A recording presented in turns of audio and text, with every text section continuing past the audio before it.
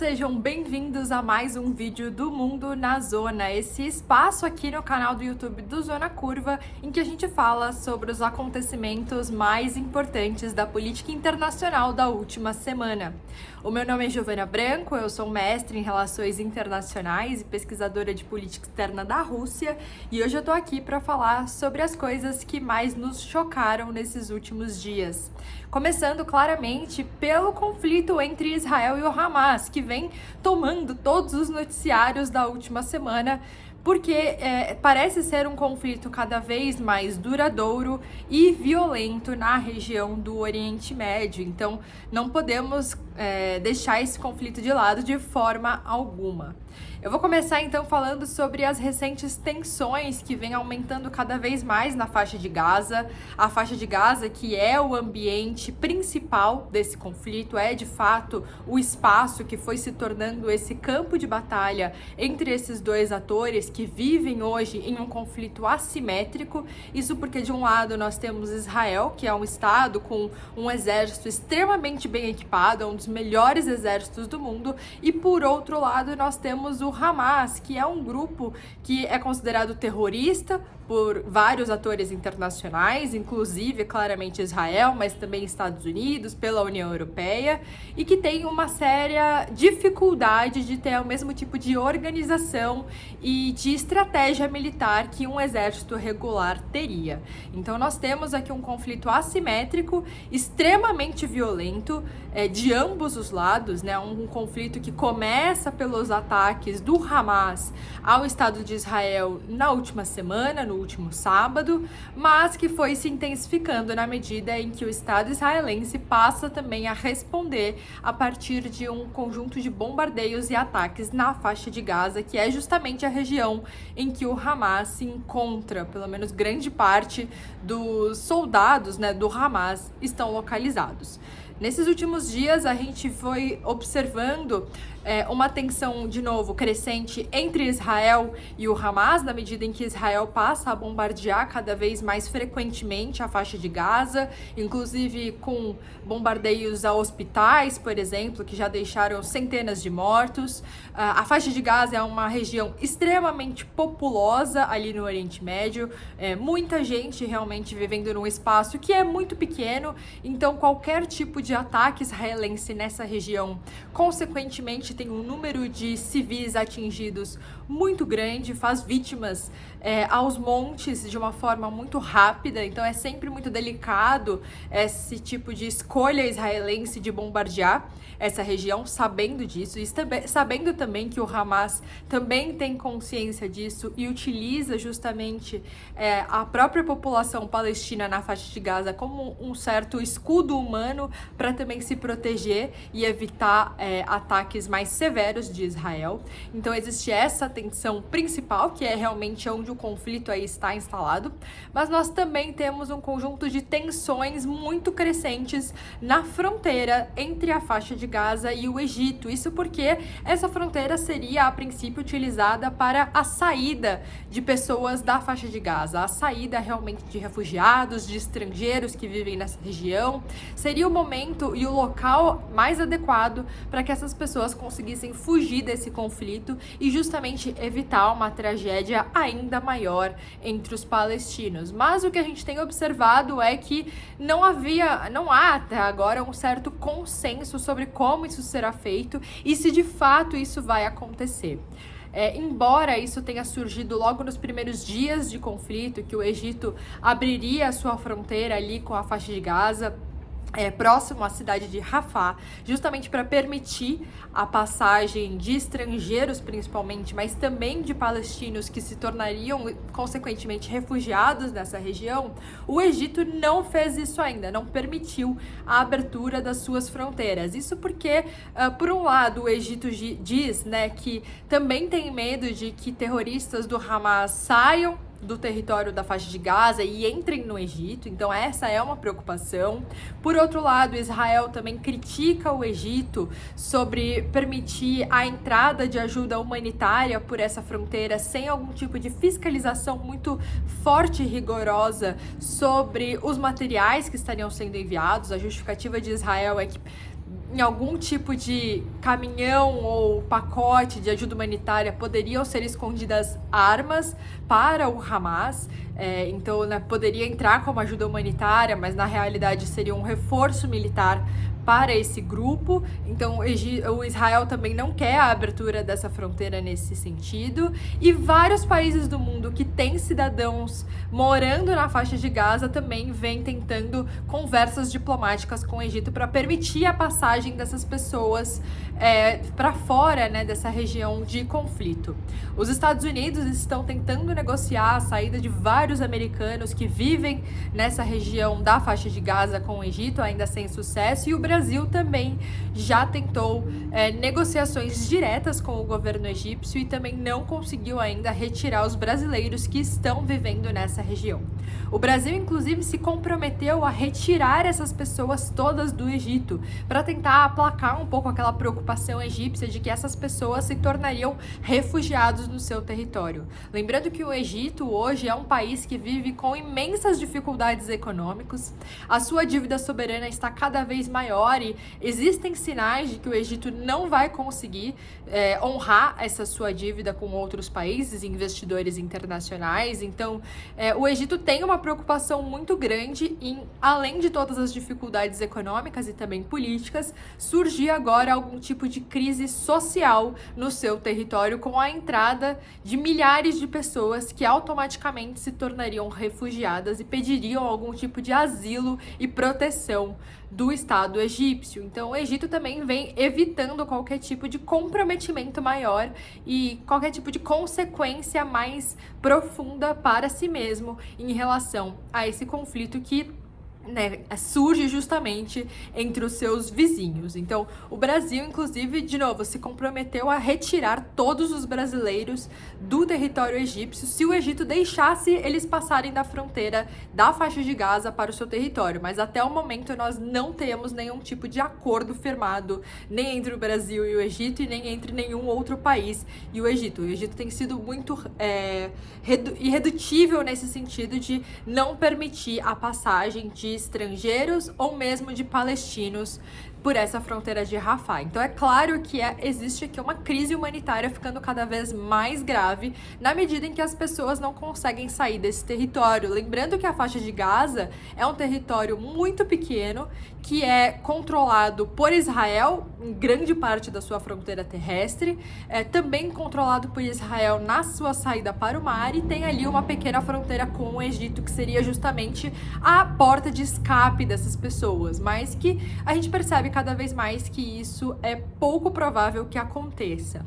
Na última semana, o Brasil convocou uma reunião de emergência no Conselho de Segurança, agora que o Brasil é presidente do Conselho de Segurança, justamente para discutir as questões humanitárias envolvidas nesse conflito. E a proposta brasileira é da criação de um corredor humanitário nessa região, permitindo, por um lado, a saída das pessoas. Então, exatamente como a gente viu acontecer na Ucrânia, por exemplo, a criação de um espaço terrestre em que as pessoas estariam mais seguras para sair do território e deixar aquele conflito. Obviamente, nem sempre corredores humanitários são respeitados por ambos os lados. Na Ucrânia, a gente viu alguns momentos em que a Rússia atacou esses corredores e as pessoas claramente ali foram feridas e se tornaram vítimas daquele conflito, mas ainda assim é uma forma um pouco mais segura de retirar as pessoas dessa região conflituosa. E por outro lado, também serve como uma região de entrada de ajuda humanitária. Então, entrada de medicamentos, entrada da Cruz Vermelha, entrada de médicos, entrada de alimentos e todos os tipos de ajuda que as pessoas em uma região de conflito poderiam precisar. Então, a proposta do Brasil seria essa, por enquanto.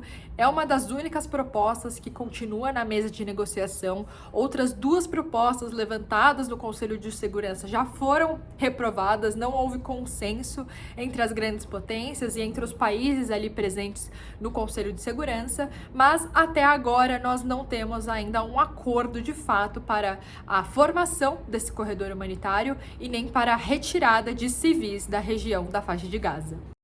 Logo após a gravação desse vídeo, os Estados Unidos vetaram a proposta brasileira em criar corredores humanitários. E para agravar ainda mais toda essa situação, nós temos que lembrar também do anúncio feito pelo Estado israelense na última semana de que faria um cerco à faixa de Gaza. Lembrando que Gaza está cercada automaticamente de forma terrestre por Israel e também por essa pequena fronteira com o Egito e também na sua saída por mar. Então, o acesso de recursos a essa região sempre foi limitado, sempre foi muito controlado pelo Estado israelense e sempre teve um conjunto de problemas, de fato, para suprir as necessidades da população palestina dessa região. E na última semana, como uma retaliação por todos esses ataques, Israel decidiu fazer um cerco total à faixa de Gaza, cortando o abastecimento de combustíveis, de água, de energia elétrica e outros suprimentos possíveis. Então, hoje, nós já temos relatos de falta de combustíveis nessa região, por exemplo, para aquecimento das casas, para funcionamento de cozinhas. As pessoas não conseguem mais fazer os seus alimentos e prepará-los de uma forma minimamente adequada. Já existe relato de falta de água também na faixa de Gaza e também de falta de alimentos e medicamentos. Cada vez mais hospitais na faixa de Gaza estão ficando próximos a um certo colapso, já que não conseguem atender os inúmeros feridos que cada vez mais ficam maiores, esse número, né? Então, a gente já percebe que em apenas uma semana e pouco de conflito, nós temos um conflito humanitário, uma crise de fato que fica cada vez maior,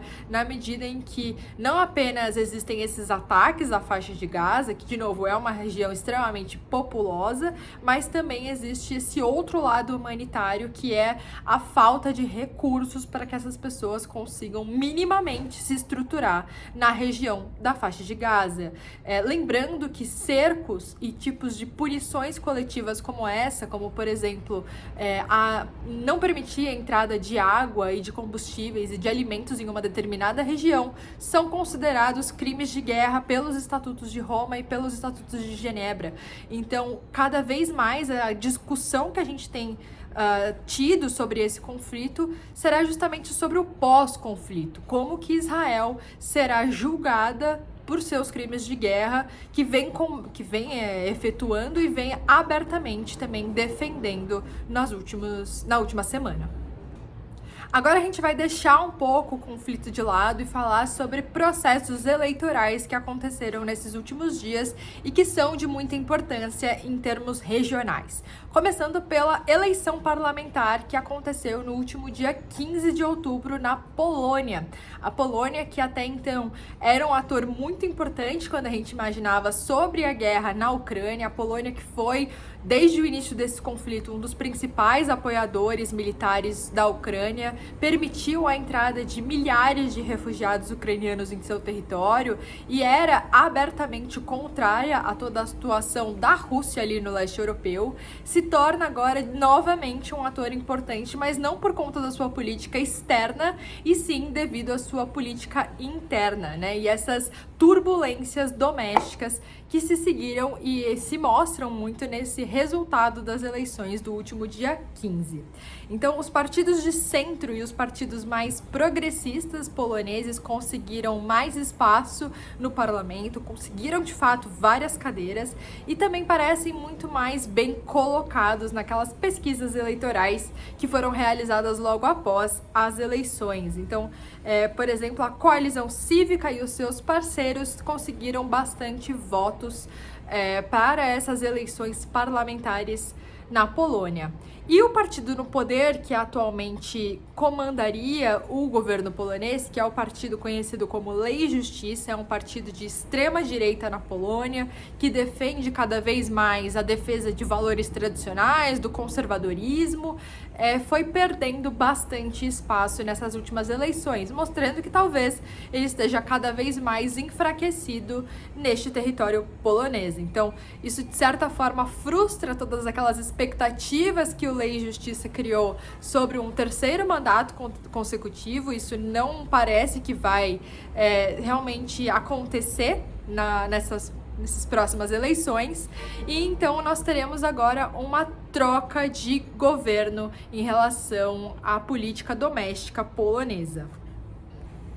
Esses dois principais partidos que eu citei aqui têm perfis eleitorais extremamente diversos. Então, por um lado, o Lei e Justiça, que era o partido nacionalista que estava no poder até então, é defensor dos chamados poloneses comuns. Então, ele realmente busca essa parcela da população polonesa que é uma população mais conservadora. No geral, é uma população que vive em zonas rurais e que também foi muito afetada pelo conflito com a Ucrânia. Então, são, em sua maioria, produtores rurais que competem diretamente com a produção de grãos ucranianos e que se viram muito afetados por esse conflito ou que tiveram, de alguma forma, algum outro tipo de consequência em relação a essa invasão da Rússia ao país vizinho na Ucrânia.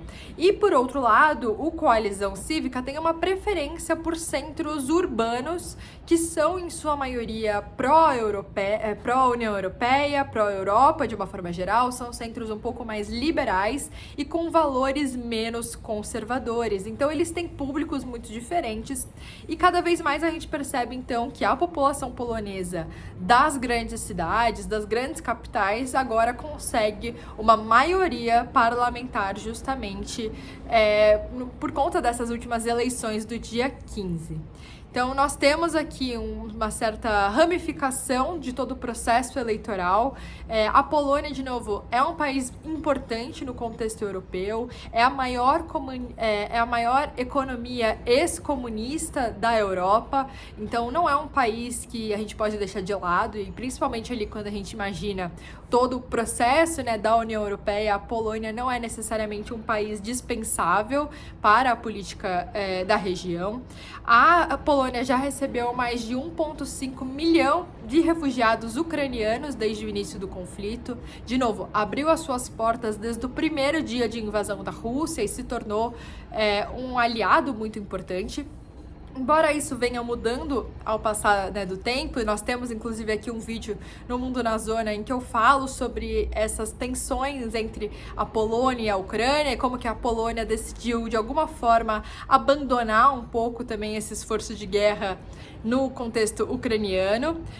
Tem essa disputa com os grãos ucranianos, em que eu também já comentei anteriormente e reforço hoje aqui. Existe também uma disputa econômica entre esses dois países e também tem atualmente uma crise em suas fronteiras com Belarus. Eu também já falei antes aqui que existem vários soldados do grupo Wagner que estão em Belarus estacionados justamente na fronteira com a Polônia. Então, sempre ameaçando algum tipo de invasão, de retaliação, de participação militar no país, que, de novo, faz parte da OTAN, é um país grande no contexto europeu, é uma grande economia ali quando a gente imagina as economias da antiga União Soviética no leste europeu. Então, a Polônia vem aí sendo novamente um país relevante nessa região e que vem mudando os seus rumos. Então, se antes a Polônia era mais conservadora, mais tradicional, mais contrária, inclusive, à União Europeia, pode ser que agora essas eleições parlamentares mudem um pouco isso e a gente veja uma aproximação maior da Polônia com os demais países europeus. E agora o outro processo eleitoral importante que aconteceu nesses últimos dias foi a eleição presidencial no Equador. O Equador que passou nesses últimos meses pelo processo eleitoral mais violento de toda a história. Nós falamos aqui também durante os acontecimentos sobre, por exemplo, o assassinato do candidato à presidência Fernando Villavicencio e também de outros políticos equatorianos que também estavam no mesmo partido, que eram contrários àquelas gangues que estavam dominando o território do Equador. Então, o Equador passou realmente por vários meses de violência intensa, violência política no seu território, e nessa última semana consegue, de fato, fazer as eleições presidenciais e ter um resultado crível, que é a eleição do Daniel Noboa, que é um empresário de centro-direita que estava concorrendo a esse processo das eleições. Ele é contrário, né, de certa forma, a toda aquela onda que a gente viu nos últimos anos de vitórias de governos esquerdistas na América Latina. No geral, a gente tem certas ondas de tendência política nessa região da América Latina, e agora o Equador, de certa forma, se coloca um pouco contrário a isso, né? Vai na direção contrária na medida em que elege um presidente da centro-direita. Então, essas eleições foram extremamente pautadas na economia do país, que vem passando por uma crise muito grande, e também no combate à violência de gangues relacionadas ao tráfico de drogas no Equador. Então, a gente percebe que nesse país da América Latina, o eleitorado estava extremamente frustrado com a situação do país em relação a termos econômicos e também aos índices de violência cada vez maiores, e elegem esse candidato sem muito passado político, né? De novo, ele era um empresário, na tentativa de resolver esse problema. Então, ele ultrapassou inclusive a candidata Luísa González, que era a candidata de esquerda indicada pelo antigo presidente Rafael Correa. Ele consegue superar essa indicação e mostra claramente que existe um desejo de mudança no país, principalmente relacionado a toda a participação do Equador no comércio internacional de drogas. Então, gangues que antes estavam localizadas principalmente na Colômbia, depois de todo o acordo com as Farc e uma certa estabilização da região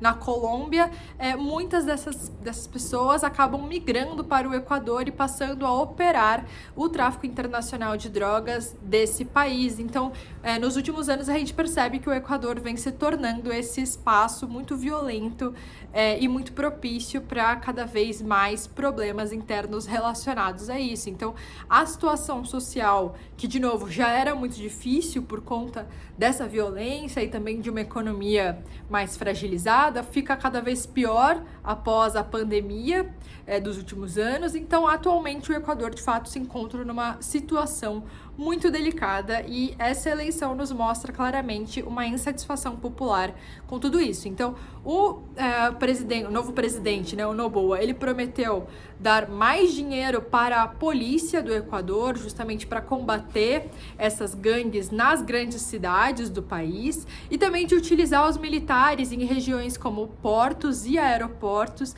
na tentativa de controlar um pouco o tráfico internacional de drogas e enfim, tentar evitar que essa exportação aconteça a partir do Equador e que o país fique cada vez mais com uma imagem muito manchada no sistema internacional por ser esse espaço de violência e de crime organizado. Então, veremos ainda o que vai acontecer, se essas políticas serão bem-sucedidas. De fato, é uma visão diferente do que a gente tinha anteriormente no Equador.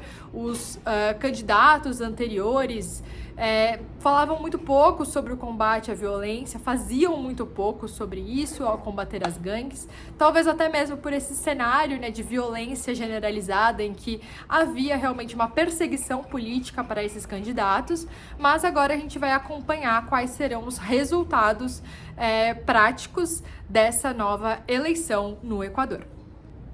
E para finalizar, eu queria falar sobre a recente visita que o presidente russo Vladimir Putin fez à China.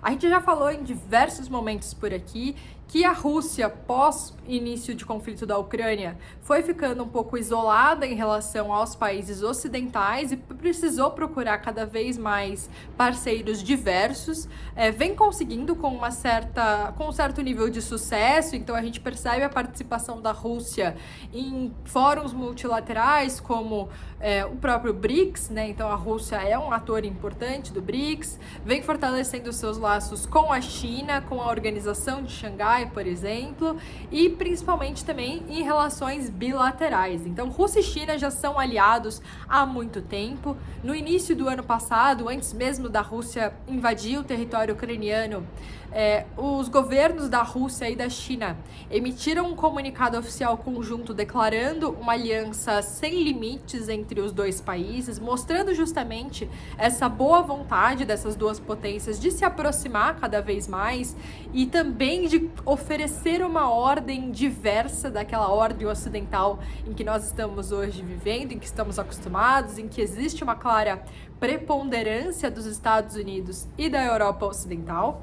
Então esses dois países vêm aí justamente na contramão de todo esse processo, quase que oferecendo uma aliança anti-ocidental. Então essa visita que o Putin fez agora à China, depois de o Xi Jinping também já ter feito outras visitas à Rússia durante esses meses de conflito, reforçam essa parceria entre Rússia e China no sistema internacional, reforçam essa visão diferente daquela visão ocidental mais clássica que nós temos aqui um pouco mais de acesso também no Brasil. Eles anunciaram de novo quase que o fortalecimento, a continuação dessa amizade, dessa parceria em termos econômicos, mas sobretudo também políticos. E o Putin foi para a China justamente para participar do grande projeto chinês, do grande projeto do Xi Jinping, é realmente a principal arma política e econômica do governo chinês, que é o projeto da nova Rota da Seda, que foi extremamente prejudicada pela guerra na Ucrânia. Uma das rotas, das novas rotas da seda, passavam justamente pelo território ucraniano, então esse conflito economicamente não é nada favorável para a China, mas ainda assim essa parceria parece ser um pouco maior do que esse problema logístico causado pelo conflito na Ucrânia. Então o Putin foi para a China justamente para prestigiar esse fórum e dar um apoio cada vez maior ao Xi Jinping nesse seu projeto central. Então a gente ainda, de novo, vai acompanhar como que essa parceria vai se desenvolver nos próximos anos, nos próximos meses. Cada vez mais a gente tem cogitado essa mudança na ordem mundial em termos de poder, realmente, de um poder se deslocando do Ocidente para o Oriente, da China, de novo, ultrapassando os Estados Unidos como principal potência global, acompanhada de outras potências como a Rússia, claramente, mas também, por exemplo, a Índia, que tem também apresentado crescimentos econômicos e uma atuação política cada vez maior, e que poderiam no futuro, eu não diria necessariamente substituir a liderança ocidental representada pelos Estados Unidos e pela União Europeia principalmente, mas de com certeza competir de uma forma muito mais frontal com esses atores políticos. Então, esse é o vídeo de hoje, eu espero que vocês tenham gostado. Se vocês têm qualquer dúvida sobre os assuntos que eu falei aqui hoje, não deixem de colocar aqui nos comentários. E também, se vocês tiverem sugestões de temas para a próxima semana, também comentem aqui. Muito obrigada e até semana que vem.